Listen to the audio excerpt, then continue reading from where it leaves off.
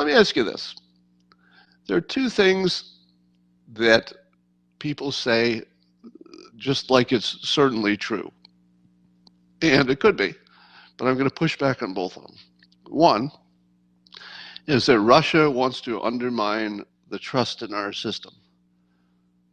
So that's one claim.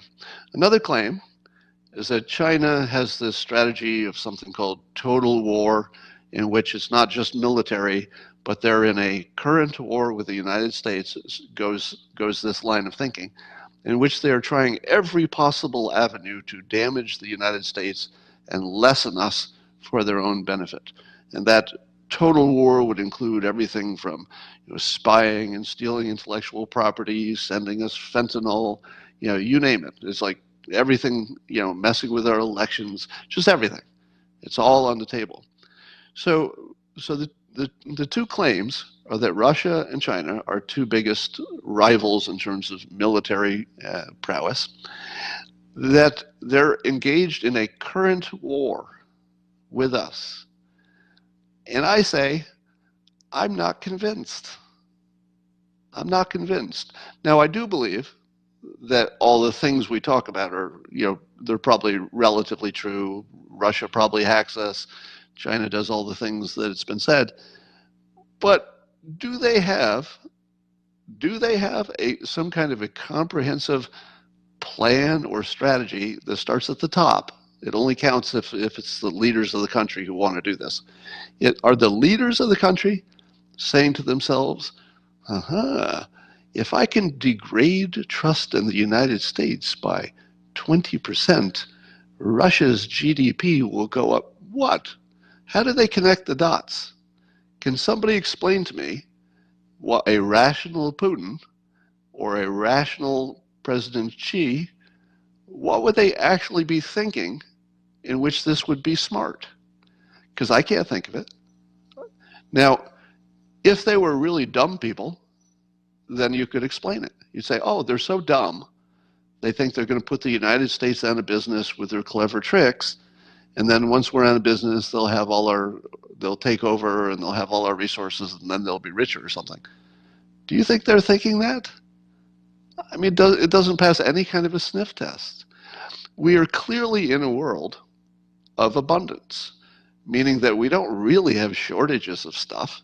We just have systems that are not optimized to get that stuff to the right people in some cases, but we don't really have a shortage of anything.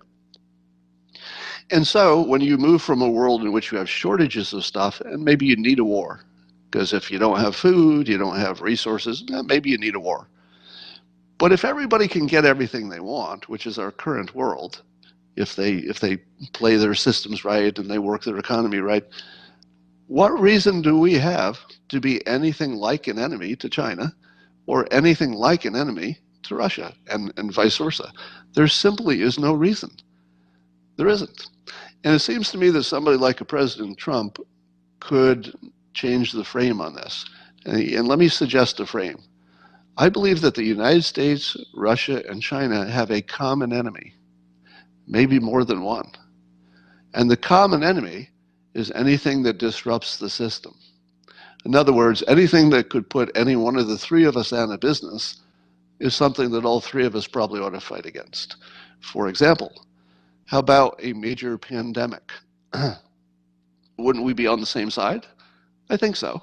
Don't you think Russia and the United States are going to fight as hard as we can to help China stop this latest coronavirus thing? I think we will. We got a common enemy. There's no such thing as one side wins in this thing. What about climate change? Now, some of you say it's a hoax, blah, blah, blah. But you can at least agree that you want cleaner environment and cheaper energy. So don't we have a common interest there to make sure the planet doesn't get destroyed? Don't we have a common interest in making sure that a terrorist state doesn't attack any one of us? Don't we have a common interest in that? What if aliens attack? We definitely have a common interest there. So my point is that we should reframe what Russia, China, and US care about. And we should be on the same team. Instead of spending all our money and wasting it being enemies of each other, why don't we find some common enemies? some we can fight on the same team for, because there's just no strategic advantage to being enemies and picking at each other like this, if it's happening. Some of it may be fake news. I would also like to know, what is it the United States is doing to Russia and doing to China that we, the public, don't know about? Are we poking them just as hard as they're poking us? And what's our reason? Has anybody ever told us our reason? Is it revenge? Is it to make sure they don't poke us so hard? We'll poke you if you poke us, so that's how we keep you in check. What's the reason? I mean, maybe there's a good one. I'm not even saying there's no reason. I feel like I should know it. As a citizen of this country, can somebody explain to me why the countries that absolutely should be on our team, fighting with us as hard as they can against common challenges, why are we at each other?